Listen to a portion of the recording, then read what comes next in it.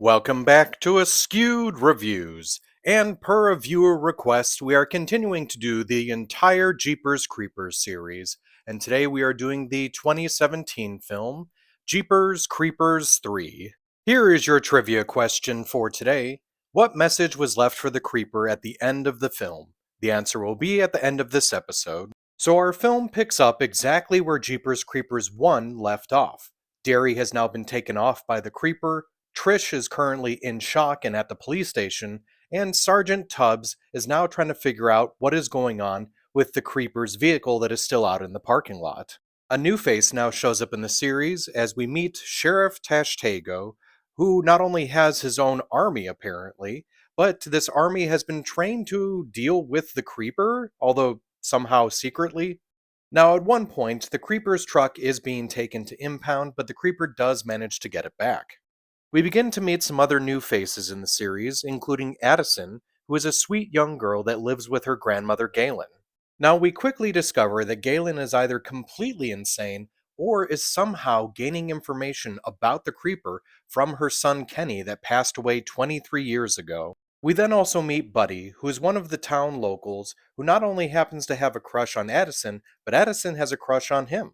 It's from here that we begin to jump to different story points between some of the different characters, including Addison and Buddy and their budding romance, Galen, who is potentially finding out important information about the Creeper, the sheriff and his militia preparing to have what seems to be a twisted metal style battle with the Creeper, and of course the Creeper itself, which is working on just trying to collect more and more bodies. Oh, and we of course can't forget the fact that apparently the Creeper's truck is somehow having sentience in this movie and is also attacking people. So those of us who have seen the second film, of course, know exactly how this movie is going to be ending, but do you think the Creeper is going to be able to accomplish its goals, or will someone somehow be able to stop it? This is the last Jeepers Creepers film that was written and directed by Victor Salva. Gina Phillips does come back in a cameo to reprise her role as Trish from the first film. There were actually plans of bringing her back for a fourth film, but once Salva was dropped for that one, she unfortunately was dropped as well. The original plan for the third film was actually talked about in 2005, and it was going to be called Jeepers Creepers 3 Cathedral or The Creeper Walks Among Us. Now, Gina Phillips was, in fact, going to come back for that one as the main character. Now, MGM had no interest in making a third film, so that was dropped until it was picked up by Myriad Pictures. But by that point, it had been so long that they completely changed what the story was going to be. They did, however, get Brandon Smith to come back and reprise his role from the first film as Sergeant Tubbs. Meg Foster plays the character of Galen Braden, but that role almost went to Adrienne Barbeau.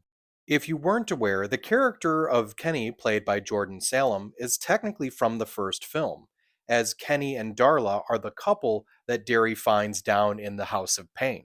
Now, clearly, it's hard to notice this as they look nothing alike.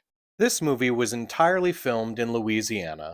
Now, they try really hard to make sure that at the end of this film it connects into the second movie by having Buddy being one of the basketball players from the Bannon Bantams that appear in the second film. Now, in case you were wondering why Buddy does not appear in the second film, they do explain it at the end of this one that after the game, he was going to stay with some family members an extra day and not travel back with everyone. So, conveniently, that's how they explain him not being a part of it. Also, apparently, the jacket he does actually use in this film was actually used by one of the cast members from the second film. Also, something interesting that you may not be aware of, but this is the exact same truck that was used in the first film. There was a collector that bought it after the first movie that allowed it to be used in the third one. So when it comes to the film Jeepers Creepers 3, I really did not like this one, and it's mainly due to the fact that it wasn't a very good story. Every time that it felt like they were going to reveal something new, they never did, and by the end of it, there's way more questions than answers. So I think I'm going to give this one a 1 out of 5. Now, as for the trivia question from the beginning of this episode, what message was left for the Creeper at the end of the film? So, near the very end of the film, Galen has left a message for the Creeper stating, "We know what you are," which I really don't think she does. It at least doesn't seem that way. But for some reason, the Creeper seems to believe her, as he falls to his knees and screams as if he's Darth Vader from Revenge of the Sith. I hope you enjoyed this episode of Askewed Reviews, and if there's a movie you'd like to see get a review, just mention it in the comments.